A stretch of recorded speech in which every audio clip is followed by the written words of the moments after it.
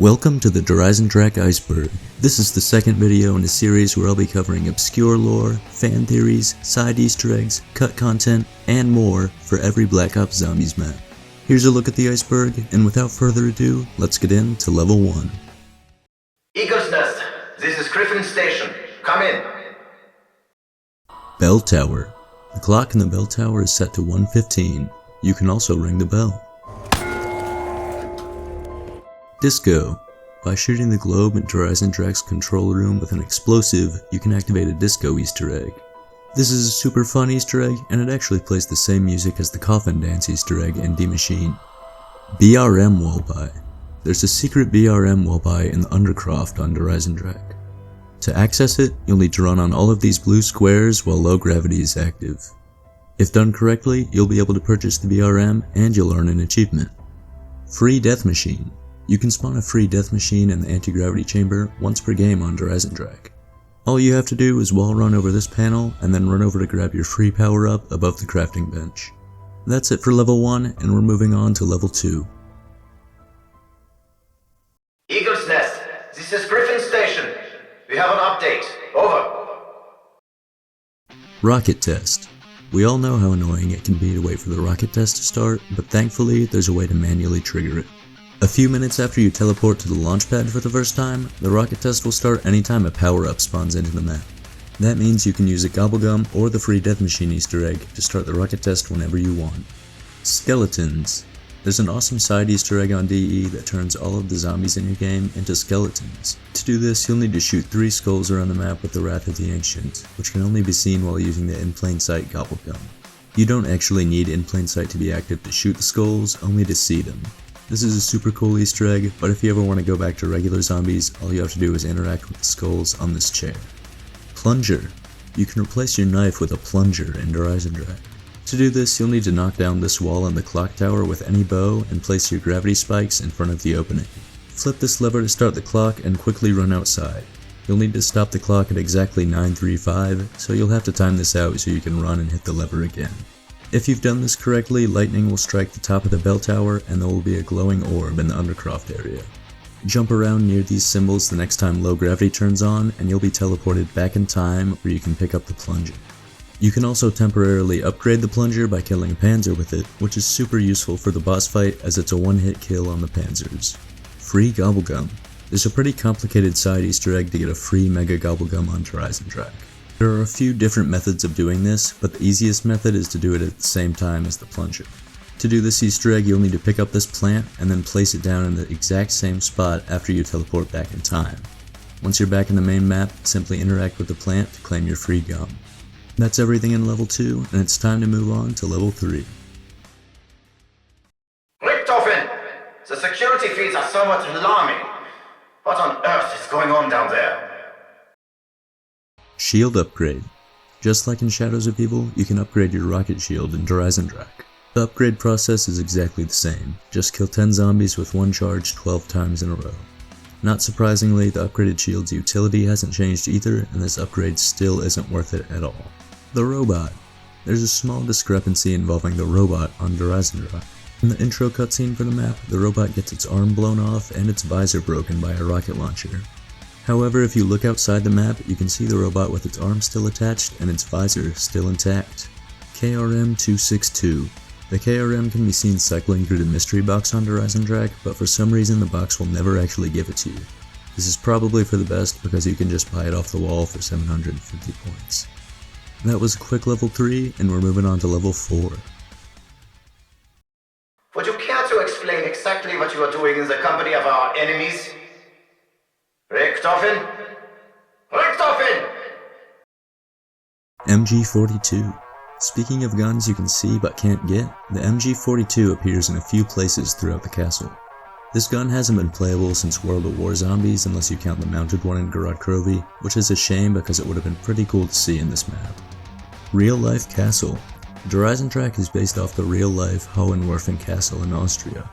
Over the course of the castle's 900-year history, it has served as a military base, hunting retreat, residence, and prison. Today the castle doubles as a museum, and it's open to the public. Leroy. Remember Leroy from Buried? This is him now. Although we all know him as Leroy, his real name is Arthur, and he served Eisendrache's Wolf King during his battle against the Apothicons. Through the Wolfbow quest paintings, we can see the same creatures seen above Shadows of Evil attacking the castle, and in the final painting we see the Wolf King's defeat, as well as Arthur mourning over his body. Arthur buried the Wolf King beneath the castle and was somehow teleported through time and space the very next day, ending up in Buried's jail cell. Leroy wraps up level 4, and things start to get a bit more interesting in level 5. I can only assume that you intend to procure Group 935's research for your own twisted goals. Character updates. This is one of my favorite details in all of COD Zombies that makes the world feel so much more alive. The crew models are slightly more beat up in Eisendrache, with new cuts and bruises that weren't there in the Giant. This is an exceptional level of attention to detail, which shows the physical toll this journey is taking on our characters. Second Gondola. This is a super easy side Easter egg to access the second gondola. At the very beginning of your game, throw all of your grenades into the gondola that brought you up. Now all you have to do is pick up 5 tramp fuses, which you can get from zombies or even from the I'm Feeling Lucky Gobblegum. On the 5th fuse, the second gondola will be activated. Instead of giving you a power-up, the second gondola can give you monkey bombs, a pack-a-punched man-o'-war, or a pack-a-punched haymaker. Panzer Helmet. Just like in Shadows of Evil, there's a side Easter egg to get a protective helmet in Eisendrache. To do this, you'll need to shoot 3 Panzer claws around the map. Bring a panzer in front of all 3 claws and shoot them again, and the claws will be launched into the panzers, killing them instantly. Once you've done this with all 3 claws, you'll be awarded with this Panzer Claw Helmet, which greatly reduces the damage you take from panzers in your game. And that's the end of level 5, and it's time to dive deeper into level 6. I will take whatever steps are necessary to ensure that you never leave the castle alive. Galvanuckles. This is a possible piece of cut content for Eisendrache. Galvanuckles have actually been found in the map files, and it's unclear if this was some sort of upgrade for the Bowie knife, a standalone weapon, or if it was ever intended to be in the map at all. We did end up getting a unique melee weapon in the plunger, so maybe it would have been a bit too much to have Galvanuckles in the map as well. Free ray gun. You can get a bunch of free power-ups from the gondola on DE, which are super helpful in your game. But if you get really lucky, you can get yourself a free ray gun. I've never been fortunate enough to get one, and this map has been out for nearly 10 years, which speaks to just how rare this drop really is. Infinite zombies. There's a weird glitch with the gate trap that allows you to spawn infinite zombies. And when I say glitch, I mean that's just how the trap works.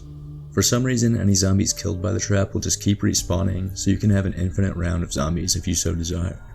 If you combine this with the right gobblegums, you can get the trap up and running on round 1 and complete the entire Easter egg by round 2. Bow names.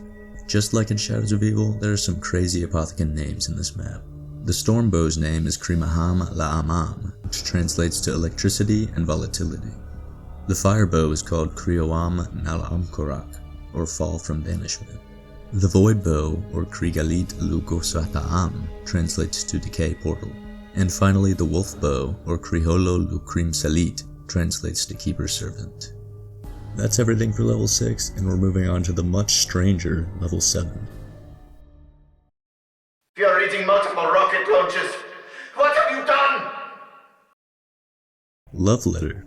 This is a really sweet message from a Treyarch dev to his family, and I have no idea how anybody managed to find this Easter egg. To do this Easter egg, you cannot spawn in with the RK5, so if you have the super Easter egg completed, you'll have to play in a local game. Start up a game and don't open any doors. Let zombies break every barrier in your game and save a zombie at the end of round 2. Now you'll need to repair 2 boards at each window. Once this is done, buy the RK5 and repair 2 more boards at each window. Next, trade your RK5 for a Shiva and repair 1 more board at each window. Finally, trade your Shiva back in for the RK5 and run as fast as you can to buy this door out of spawn. You'll find this picture of Treyarch developer Drew Marlowe and his family surrounded by a heart. Newspaper. There's a newspaper in the control room headlining a huge parade in London. This newspaper is actually interactable and changes as you get kills with the upgraded plunger. First it will change to headline zombie attacks in London, and next it will headline a full-on zombie outbreak. Since you have to pick up the plunger in the past, it's theorized that getting kills with it causes many fractures in time, causing the headlines to change. These headlines also led to speculation that we would be getting a London DLC at some point in Black Ops 3's lifecycle. Der Eisendrache. Der Eisendrache is German for the Iron Dragon, which is a cool name that sounds pretty standard for a Treyarch Zombies map. So naturally, fans were confused when Treyarch announced DLC 1, Der Eisendrache. Translate this and you'll get something closer to the Iron Kite, which doesn't make a lot of sense. Either someone at Treyarch had some translation issues or they were using a different style of German, but either way this was quickly changed to Der Eisendrache and everything was cleared up. You can still see the original name on some posters in the gondola station. That's the end of level 7 and we're on to our highly obscure final level. Even the destruction of this facility and my own death will not prevent the advancement of our cause. You have stopped nothing! Moon Radio. One of the conversations between Richtofen and Dr. Groff is based off a radio from the Black Ops 1 map, Moon. This is the conversation on DE. Eagle's Nest, this is Griffin Station. We have an update. Over. Dr. Groff, have you made any progress? Yeah, Doctor. The machine is ready and awaiting the conduit. Very good. I will proceed with Operation Shield and join you shortly. Security Protocol 935. No, actually. Maxis and his daughter have already been dealt with. And this is the radio from Moon. Eagle's Nest, this is Griffin Station. We have an update. Over. Dr. Groff, have you made any progress? Yes, Doctor. The machine is ready and awaiting the conduit. Very good. I will proceed with Operation Shield and join you shortly. Security Protocol 935. Yes. I will dispose of Dr. Maxis and that little brat personally. Do not touch anything. Richtofen Cipher. Der Eisendrache has an Amsco cipher detailing Richtofen's killing of a reporter in Morgue City. While attempting to recover the summoning key, Richtofen was attacked by a manic reporter under the influence of the Shadow Man. I find this cipher very interesting because it describes a 5th murder in Morgue City, and the letter almost reads like one of the Shadow's crew's confessions to the Shadow Man. This might have fit better in the Shadows of Evil Iceberg, but seeing as the cipher is in DE, I decided to put it here. Deceptio Fracture. This is by far the most obscure entry on this iceberg, and it's almost deserving of its own tier. As you explore the castle, you can find Samantha's bedroom, which on its own has some very interesting details, such as this drawing of a keeper. However, the bedroom's very existence raises some big questions. We know that Der Eisendrache is being used to send supplies and test subjects to Group 935's moon base via rocket. We also know that in the original timeline, the moon base was kept a secret from Dr. Maxis as Richtofen rebelled against his decision to sell out to Germany during the war. So if the moon base is a secret, how can Maxis and his daughter live in the castle that provides it with supplies? This can all be explained by the fractured timeline theory. When Richtofen kills his ultimate self in the Giant, he causes a universal fracture known as the Deceptio Fracture. This alters both the past and future of this dimension. In this dimension's new past, it seems like Group 935 found a much larger supply of Element 115 than it did originally, allowing them to advance the war effort and their own experimentation exponentially.